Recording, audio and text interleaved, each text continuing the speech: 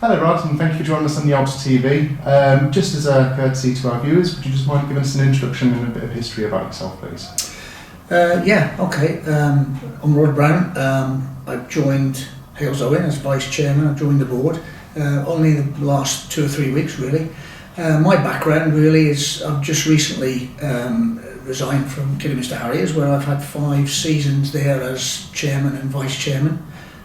Prior to that, I had the fortune of 25 good years as a manager in non-league football in the Midlands with various clubs. That many clubs I can't remember, to be honest with you, totally of them. But I was fortunate to have quite a bit of success with Starport and Redditch in that time. Ending up at one spell in the Conference North with Redditch, which was a great time. And then prior to that, as a player myself. In both semi-professional and professional football. So so that's my background. Excellent. And what first attracted you to Halesowen? When I finished with Kidderminster, to be honest with you, my love of football is massive, and I had the fortune of getting a few phone calls, one of which was from Halesowen, from Keith. And I already knew a lot about Halesowen. I mean, Halesowen, all my time as a manager, the 25 years I've known Colin Brooks and Ron Mosley, came up against them many a times as a manager. And they always had a reputation. I mean, it always has and still does have a reputation in the Midlands of one of the nicer clubs, one of the clubs that do things properly.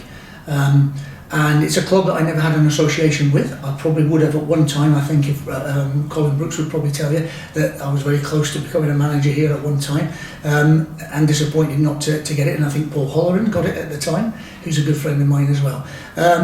But they've always had that good reputation. And to be fair, once I came and met Karen and Keith, and I got a bit of the background as to the difficulties the club's had in more recent years. Their passion, their desire, sort of sold it really to me. I think they've worked tirelessly to get the club to the level the sort of position it's in, really, from where it was. Because by all accounts, I think they have had these difficult periods, but they sold it to me on their passion of where they want the club to go, and I think they do need help. And I felt that it was a project and a club that I would like to be associated with. And I think there are skill sets that I've got that probably could help them get to where they want to be. If that's a better use. Oh, fantastic. And I couldn't agree more. Karen and Keith do relentless work off the pitch. Like you just mentioned about the skill sets, what skill sets are you planning on bringing and hoping to bring to a club at this level? I think quite a few. I'd like to think, really. I think that. From a football perspective, obviously my association within football in the Midlands, I think non-league football has gone through lots of transitions over the years, and I think because I've been associated with it as a player, as a manager, and then going on to a full-time club with Kidderminster as a chairman and vice chairman, I think I've learned a lot of skills that would be valuable to a club that is trying to aspire to get to those levels. I've also got my own business, as Keith does, and Karen's involved in a high-profile position as well. And the value of commerciality, the value of understanding that a business has to be sustainable in its own right. The game of football has changed to such a point now that if you're going to be successful, you've got to be sustainable, and you can't be driven by a benefactor. I think a benefactor gives its problems, as you know, at the highest levels. So the club has to be self-sustainable, and I think to do that you've got to be able to dip into all the commercial sources that you can within the community. I've learned a lot about community football. Halesowen within this community is big. It has strong roots. It's been here for a long time. It's got people here. In fact, when I came here, and you ever come here, you meet people that have been coming here for forever and a day. And I think that's invaluable. And you want to. I think Karen and Keith and myself and other people, you're only custodians of a club. Really, you may own some shares, but actually you're custodians of that club for the future. And I think it's got to be here for a long, long time, and as it has been in the past. So I think the skill sets I've got in commercial, in identifying what you need to do off the field in order to be able to take the club to the necessary levels, or the levels it can achieve, whatever they are. And I think that from a football perspective, Paul Smith who is somebody that I've admired for a long time. I've had an association as a friendship. We built up a bit of a friendship, and I identified when he was at Bromsgrove Sporting what a good manager he was going to be, and he was at that time. And in fact, I go as far as saying I put it forward for the job at Halesowen. I phoned Colin Brooks when I knew they were looking for somebody, and I was pleased that he got the position here, because he's the kind of manager that builds things. He's not somebody that just comes in and a one-hit wonder. He will build it, and I think that's what drew me to here. Going back to the original question you asked, is that I want to be part of something that can help the club grow to where it wants to go to. Yeah. And what are your priorities, both short and long term?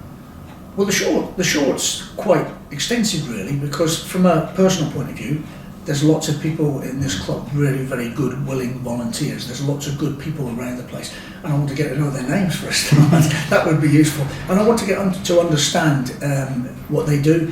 I have said to Karen and Keith, I think it's important that, from my perspective, is to identify what everybody does.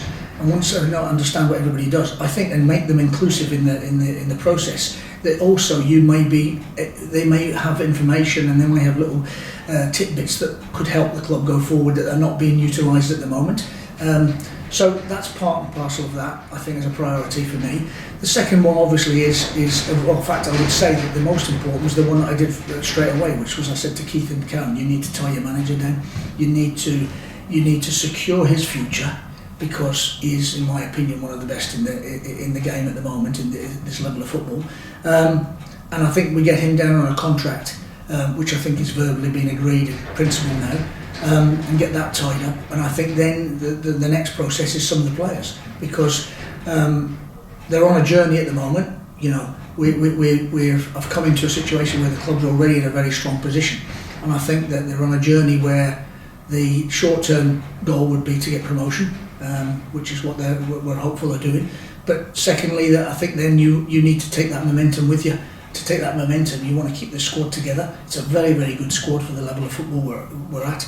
And I think there's no doubt whatsoever they'll be competitive in the league above.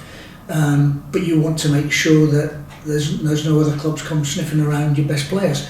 And I think that the momentum there is, and the feel-good factor there is at this club at the moment, and with Paul himself as the manager, I think on the playing side you won't have any problems, hopefully, retaining players. But I think you just got to make sure that you retain all the ones that really are key to the squad. They're all important, but obviously there's certain ones that you want to make sure you tie down for next season. So that's another priority, and I think they're all short term. The medium term, long term is obviously that you want to go to step 3, but then you want to get to step 2. Conference North. Karen and Keith have made it very clear to me that that's where they see the club ultimately gaining their position and status. So I think to do that, there's a lot of things to do, a lot of work to do, but I think it's well achievable. Mm-hmm. And within the next 5 years, I think. I'd like to think within the next 3 or 4 years, I think the Conference North football could be within the grasp of the club. But I think it's got to be done on a commercial, sustainable basis. I think Keith and Karen have done, as I say, reiterate, they've done a phenomenal job to get it to where it is now. And I think that the run in the Cup this year, and obviously the excitement of next week at Barnet, has brought funds in, that's helped sustain it. There's going to be development in the summer with changes in the structure of the changing rooms, mm-hmm. and potentially an increase into the space in the commercial side for the bar. So these are all things that you've got to factor in if you want to grow the club. Whether or not the stadium currently does meet the necessary ground grading, but I think there's things we can do in the stadium that could improve things for the fan base. Part of my longer term, medium longer term, is that I think that the club, to be sustainable, has to have probably a larger education programme. I think the academy, which is already set up, I think can be expanded, and I think the provider who you work with is important, and I think there's discussions ongoing at the moment. I want to get involved in that because I was involved with it previously with Kidderminster Harriers. But I think that there's a massive amount of growth there. That there is a great potential from a commercial point of view to bring revenue in through the education programme. But also, it can also, through your academy, bring players into the football club, which is what you want ultimately. You want to get 1 or 2 or 3 or 4 players through that scheme, which then incentivises the younger people that are coming through the pathway of the youth football. And that's another little objective I'd like to prioritise, is that there's a great youth football in this area, and the links with Halesowen Town, but you want to try and get a complete pathway from 6 and 7 right through to the academy, really. And that's something that I think I'm looking forward to as a medium-term priority, really, to get involved in. So, in an ideal world, in 5 years' time, everything goes to plan, what will the club look like? I think it will still be Halesowen Town. I think it will be the heart of the club will still be exactly the same. But what I think you'll find is the fan base, where at the moment, a fantastic crowd on Tuesday, 513, and they're getting crowds of 800 and 900 for some of the big trophy games. I think that will be 800 and 900 will be a regular. That'll be a regular, and possibly will be over the thousands on the big games. I think the club will be playing in the Conference North at that point, without a shadow of a doubt. And I think the ground will have probably improved dramatically, because I think you'll have far more interest from the community. I think there'll be a lot more investment. I think there's lots of things you can do with the ground. So I think from a fan's perspective, it'll be a lovely place to be involved with. I think from a community point of view, it will be a club that they'll be proud of. It will be in the higher echelons of the non-league football in the Midlands, without a shadow of a doubt. And I think that's the objective. So that's where I see it. And I think it's got a great start at the moment. It's got a great platform to go forward. Perfect. And thank you for sharing all this knowledge. It's been a pleasure to have a chat and get your views on where we're going in the future. Thanks, Dan. Pleasure.